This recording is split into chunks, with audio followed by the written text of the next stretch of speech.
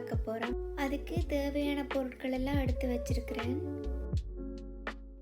இப்போ அடுப்பில் பேனை வச்சுட்டு அடுப்பை ஆன் பண்ணுவோம்.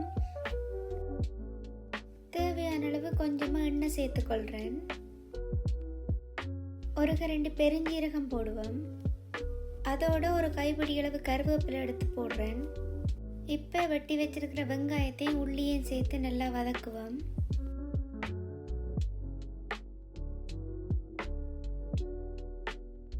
ஒன்றரை டீஸ்பூன் இஞ்சி உள்ளி விழுது போடுறேன். இப்போ இஞ்சி உள்ளியோட பச்சை வாசனை போகிற வரைக்கும் நல்லா வதக்கி விடுவோம். வெட்டி வச்சிருக்கிற தக்காளி பழத்தை சேர்த்து கொள்ளுவோம்.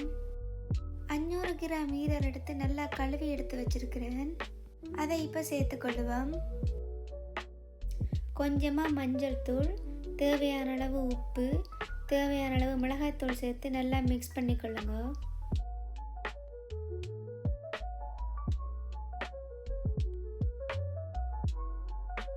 நல்லா மிக்ஸ் பண்ண பிறகு கொஞ்சமாக தண்ணி சேர்த்து அதை மூடி வச்சுப்போம்.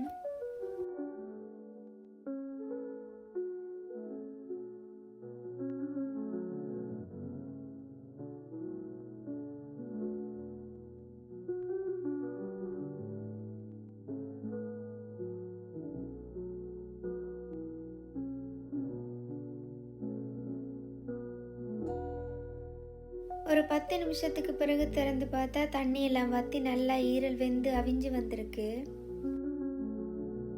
இதை இன்னும் ஒரு 5 நிமிஷம் போல் மூடி வைப்போம். இப்போ ஈரல் ஃப்ரை தயாராகிட்டுது. கடைசியாக கொஞ்சமாக கொத்தமல்லி இலை தூவி இறக்கி வைப்போம். நீங்களும் இந்த மாதிரி ட்ரை பண்ணி பார்த்துட்டு எப்படி இருக்குன்னு கமெண்டில் சொல்லுங்கள். வீடியோ பிடிச்சிருந்தா லைக் அண்ட் கமெண்ட் பண்ணிவிட்டு சப்ஸ்கிரைப் பண்ணுங்கள். இன்னும் ஒரு அருமையான வீடியோவில் சந்திப்போம். தேங்க்ஸ் ஃபார் வாட்சிங்.